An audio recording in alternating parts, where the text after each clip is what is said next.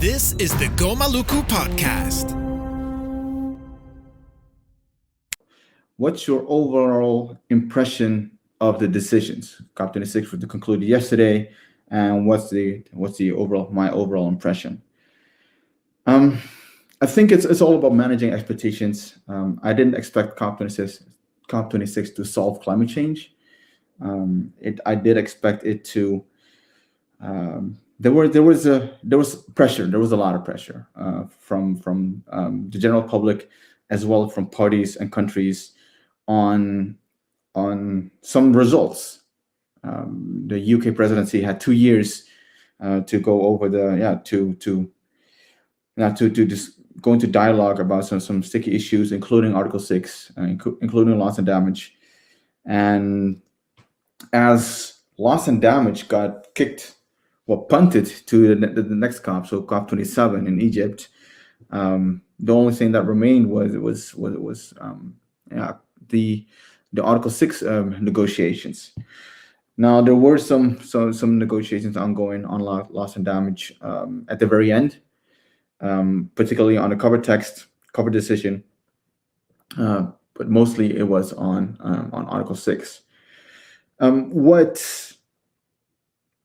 Based on the last day negotiations, and which was hectic, I'll probably go into. That's one question that TAC talks about it, so I'll go into that a little bit later on. There's a metaphor, the Glasgow train,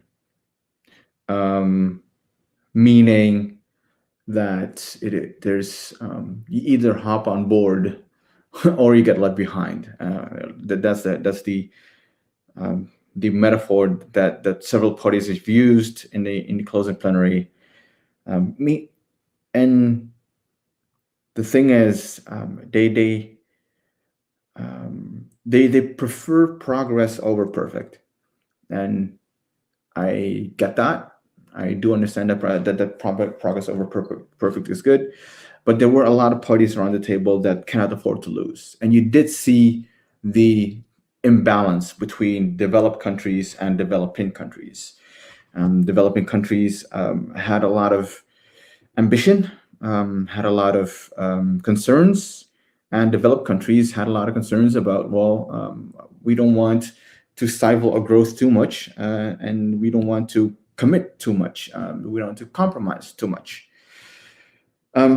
So I spoke about empathy in a side event a couple of days ago, like somewhere in the first week, and that's definitely what's missing. You did see that there's this discrepancy between the priorities of the developing countries, the Pacific Small Island developing states, the least developed countries, versus the developed countries and developed country groups, which includes the European Union. Parties couldn't afford to lose, and that's what you definitely felt. They couldn't afford to lose. Least developed countries chose progress over perfect, even though and there was an audible called by China and India in terms of. It's the first time that actually fossil fuels was mentioned in the decision text of a COP, and it's brought out that it's actually the phase out of fossil fuels has been mentioned in the text. However, if you read the text carefully, it talks about efforts to accelerate phasing out fossil fuels. So it is a little bit different, and many lawyers. You don't have to be much of a lawyer actually to be able to work around that. At the 11th hour, so beyond the informal talk that yesterday, and at the beginning of the closing plenary, like literally, the COP president was just reading out his first decision and his first introduction to it, and immediately China asked for the floor. And you just saw everyone running for the interpretation headphones to get to understand what China was saying. But I already had an idea, and many of us from the indigenous side already knew what was going on. We didn't need an interpretation equipment for that, because it is a tactic. It is a tactic that we've seen before. It's just let it all play out. Let all the parties go into dialogue, uh, do all the get into like a document that they all can agree to, and then bring in something that is something controversial enough, or sorry, then bring in something that you want to see reflected in the text. We've seen it before. So what China first and then India seconded was in terms of a change in wording. Instead of phasing out, it's phasing down. So the wording itself before the amendments of China and India was already weak. It did mention fossil fuels for the very first time in the cover decision of a COP, but it was weak already, and now he had it was made even weaker. So you have this big package, the Glasgow package, of decisions, of agreements that all these parties, almost 200 parties, have agreed upon, and then suddenly two parties call an audible, call something that, well, we want to change this wording. I get that in terms of multilateralism, that you choose progress over perfect. You could say, you could object, go into negotiations, and then probably you lose a lot more than just a few words in terms of fossil fuels. Or you could just go with it, state your dismay, your disappointment, and add to that you can accept the language, or just state your disappointment. European Union, for example, didn't say that they object, but they just stated their disappointment, and they didn't say anything about objection or inclusion. They just did that, and everyone listening to the words of Franz Timmermans felt that there was a line, a sentence missing at the end of it. Well, what do you do then? Like, it was like a very passionate plea. Well, it's all for the cameras, obviously. Passionate plea, talking about like, we cannot afford to lose. It's not perfect, but it's a way forward. We kept 1.5 alive, and it's all arbitrary, obviously. But then that's it. He stopped. He didn't say anything about I object or I am okay with inclusion of the text. So that's what he did. What the European Union did. You had Marshall Islands, other countries also stated the disappointment and said, well, we have to go home with something. And that's that's the end of the day, what these politicians, ministers, heads of delegations have to account to. They have to be able to go home with something that they can tell them in Funafuti, or on the island of Yap, or in Nandi, or wherever, that they can say, well, yes, well, we went to Scotland and we came back with this. So they issued they set their disappointment, but they were okay with the inclusion of it, because it's better to have something than have nothing at all. So there was this fear that probably led towards parties to agree with this. So it's like the least worst outcome, I would say. Now, in terms of Article 6 negotiations, a lot of people, some people would say, well, we didn't get we didn't get what we wanted. Surely we had some high we had some high priorities, some ambition, and there's a lot of them is in the text. Some people wanted more, but if you zoom out, if you look across the board, and if you look at, because this is actually a 6-year negotiation that we were in, and the last 3 years were intense. Last 3 years, starting in Katowice. And just to give you an idea, Katowice in there was COP24. First week we're focused on the platform. Second week we started to pivot to the to the Paris rulebook, so Article 6, and it was already hard to get into negotiations, into bilaterals, and talk about indigenous peoples or indigenous rights. So it didn't get registered in the text. And then we moved into Madrid at COP25, and it was human rights was in the text and was not in the text. It was deleted and then was bracketed, and at the end it was removed entirely from the text. And luckily, for Article 6, for the rest of indigenous people, for humanity, the parties couldn't get to an agreement, so it was punted to COP26. So this year, which gave us, myself and some other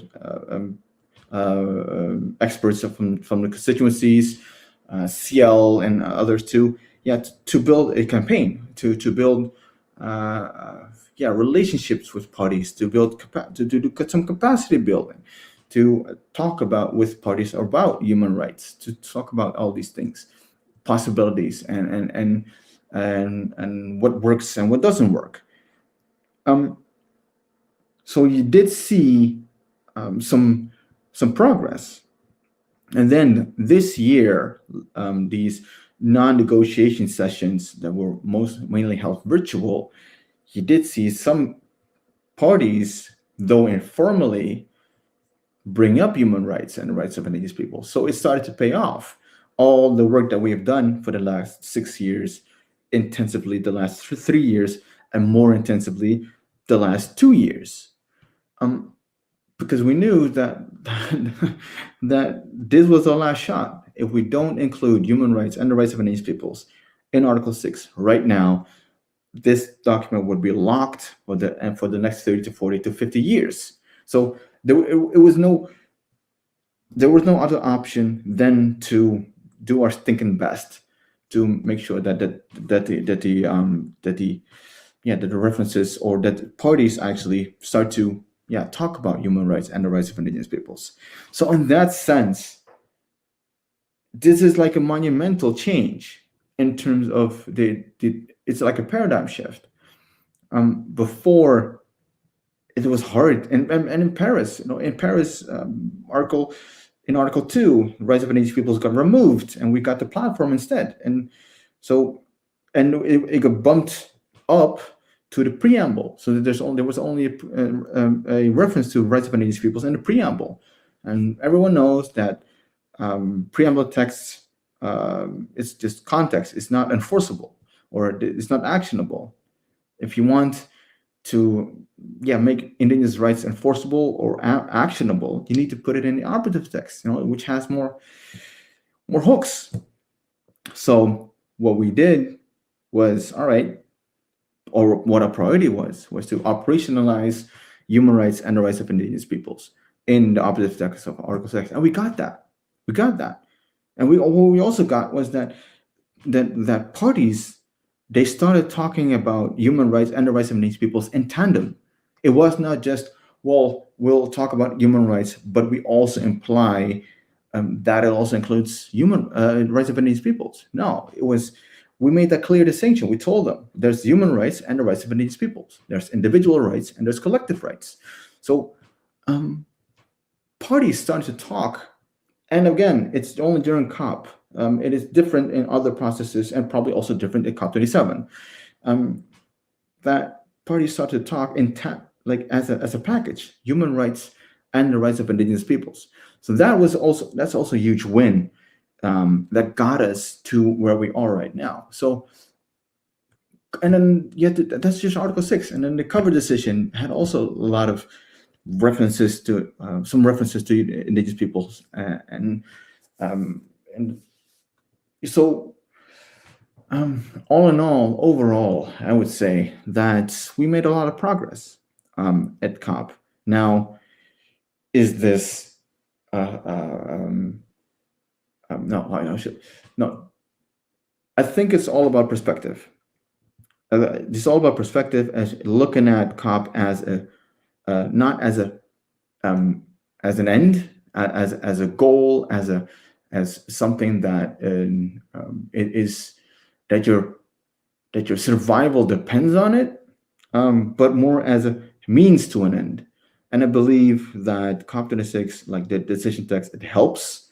But we will, regardless of what COP26 does, I think it's super important for Indigenous peoples to just continue on advocating, to continue on doing what we're doing, to continue practicing our knowledge, keep maintaining our culture, keep developing it, and keep asserting it, keep asserting our right to self-determination.